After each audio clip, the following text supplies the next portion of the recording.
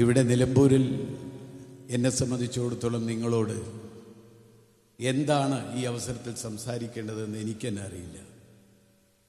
നമ്മൾ ഒരുമിച്ച് കുറേ ഇലക്ഷൻ പ്രചരണങ്ങൾ ഒരുമിച്ച് നടത്തിയതാണ് കഴിഞ്ഞ കാലത്തൊക്കെ. അത് പഞ്ചായത്തിലേക്കും മുനിസിപ്പാലിറ്റിയിലേക്കും അസംബ്ലിയിലേക്കും പാർലമെൻറ്റിലേക്കും ഒക്കെ. അതുകൊണ്ട് ഞാൻ നിങ്ങളോട് എന്നെക്കുറിച്ച് കൂടുതൽ പറയുന്നില്ല. പക്ഷെ ഒരു കാര്യം എനിക്ക് പറയാനുള്ളത്, ഞാൻ ഈ മണ്ണിൽ ജനിച്ചവനാണ്, ഈ മണ്ണിൽ ജീവിക്കുന്നവനാണ്. എൻ്റെ ഒടുക്കവും മുക്കട്ടപ്പള്ളിയിലെ കബറിടത്തിലായിരിക്കും എന്ന് മാത്രമല്ല, ഞാൻ അന്നും പറഞ്ഞിട്ടുണ്ട് എന്നോട് ചോദിച്ചവരോടൊക്കെ, എൻ്റെ പിതാവ് ആശുപത്രി കിടക്കയിൽ കിടന്ന് മരിക്കുന്നതിന് അദ്ദേഹത്തിന് സംസാരിക്കാൻ കഴിയുന്നില്ല. സംസാരിക്കാൻ പറഞ്ഞത് മുഴുവൻ നമുക്ക് മനസ്സിലാകാത്തൊരവസ്ഥയിലേക്ക് വരെ എത്തി. മരിക്കുന്നതിന് 4 ദിവസം മുൻപ് എന്നെ അടുത്ത് വിളിച്ച് പറയുന്നത് മുഴുവൻ എനിക്ക് വ്യക്തമാവുന്നില്ല. എങ്കിലും ഞാൻ ചെവി അടുത്ത് പിടിച്ചപ്പോൾ എന്നോട് പറഞ്ഞൊരു കാര്യം, ഞാൻ മരിക്കുമ്പോൾ കോൺഗ്രസിൻ്റെ പതാക പുതക്കാൻ മറക്കരുത്. എനിക്കും പറയാൻ അത്രയേ ഉള്ളൂ, ഞാനും ഒരു കോൺഗ്രസിൻ്റെ പതാക പുതച്ചുകൊണ്ടായിരിക്കും ഇവിടെ മുക്കട്ടപ്പള്ളിയിലെ പള്ളിക്കാട്ടിലേക്ക് പോകുന്നത്.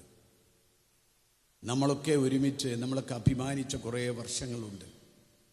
ഞാനും നിങ്ങളും മാത്രമല്ല, ഈ നിലമ്പൂരിലെ മുഴുവൻ ജനങ്ങൾ രാഷ്ട്രീയത്തിന് അതീതമായി നീണ്ട 34 വർഷം ഇവിടെ ജനപ്രതിനിധിയായി കുഞ്ഞാക്ക വന്നപ്പോൾ നമ്മളൊക്കെ പറയുന്ന കാര്യങ്ങളൊക്കെ വളരെ വേഗം നടക്കാൻ രാഷ്ട്രീയത്തിന് അതീതമായി എവിടെയും പോയി എന്തും നമുക്ക് പറയാൻ, അത് സാധിക്കാൻ, നമ്മുടെ കരച്ചിൽ കേൾക്കാൻ ഒക്കെ ഉണ്ടായിരുന്നൊരവസ്ഥാവിശേഷം. ഇന്ന് നിലമ്പൂർ ഒരു നാഥനില്ലാതെ മുന്നോട്ട് പോവുകയാണ് എന്ന് UDFൻ്റെ പ്രവർത്തകരല്ല പറയുന്നത്, ഇടതുപക്ഷത്തെ ആളുകൾ കൂടി കഴിഞ്ഞ 9 വർഷമായി പറഞ്ഞുകൊണ്ടിരിക്കുക. നമ്മൾ കൊണ്ടുവന്ന വികസന പദ്ധതികളൊക്കെ UDF കൊണ്ടുവന്ന, ഈ തൊട്ട് കാണുന്നത്, ഈ കാണുന്നത് ജീവിക്കുന്ന ഒരു നിത്യസ്മാരകമാണ് UDFൻ്റെ KSRTC ബസ് ടെർമിനൽ. നമ്മുടെ ചിരകാല സ്വപ്നമാണ്. നമ്മുടെ മക്കൾ, ബാംഗ്ലൂരിൽ പഠിക്കുന്ന മക്കൾ ഇവിടെ നിന്ന് കോഴിക്കോട്ടേക്ക് പോയി അവിടെ നിന്ന് പ്രൈവറ്റ് ബസ്സിന് വയനാട് വഴി ബാംഗ്ലൂരിലേക്ക് പോവുക.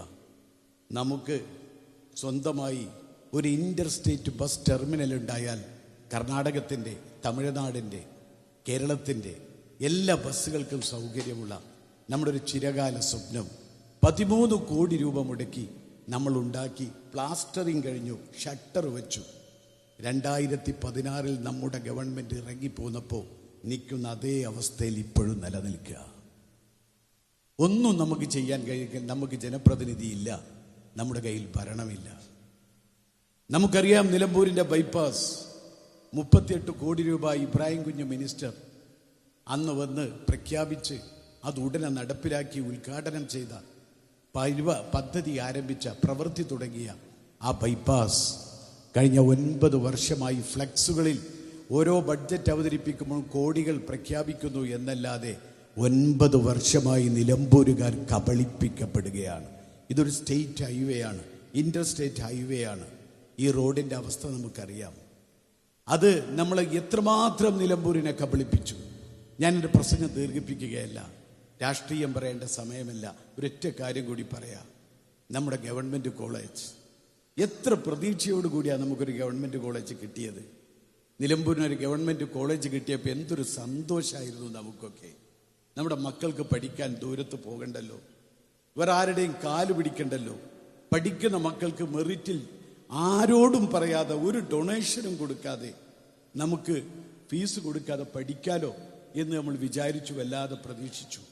ആ കോളേജ് നമ്മൾ അനുവദിച്ച്, അതിന് സ്ഥലം 5 ഏക്കർ നമ്മൾ അനുവദിച്ച്, കോഴ്സ് തുടങ്ങി, കോഴ്സ് ഫീ അടച്ചു, ആളുകളെ നിയമിച്ചു, എല്ലാം തുടങ്ങി. അപ്പോഴേക്ക് ഭരണകൂടം മാറി. പിന്നീട് 2 കൊല്ലം അത് ഫ്രീസറിൽ വെച്ചു.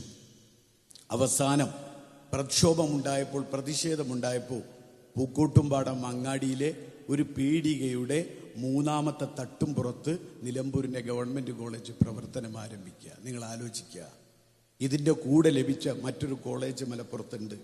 കൊണ്ടോട്ടിയിൽ TV ഇബ്രാഹിം MLA നിയോജക മണ്ഡലത്തിൽ വിളയിലുള്ള ഗവൺമെൻറ് കോളേജ് ഇതിൻ്റെ കൂടെ അനുവദിച്ചതാ. കുഞ്ഞാലിക്കുട്ടി സാഹിബൊക്കെ സ്ഥിരമായി പോകുന്നതാ. 250 കോടി രൂപയുടെ വികസന പദ്ധതി, 2500 കുട്ടികൾ പഠിക്കുന്ന കോളേജ്. എവിടെ? നമ്മുടെ ഗവൺമെൻറ് കോളേജ്. നമ്മുടെ KSRTC ഇൻഡസ്ട്രിയൽ ടെർമിനൽ.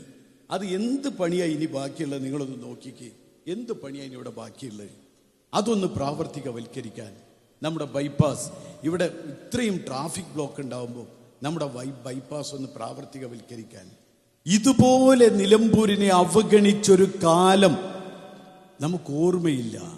നമ്മളൊക്കെ ഓർമ്മ വെച്ചത് മുതൽ UDF-ന് ഒരു MLA ഉണ്ട്.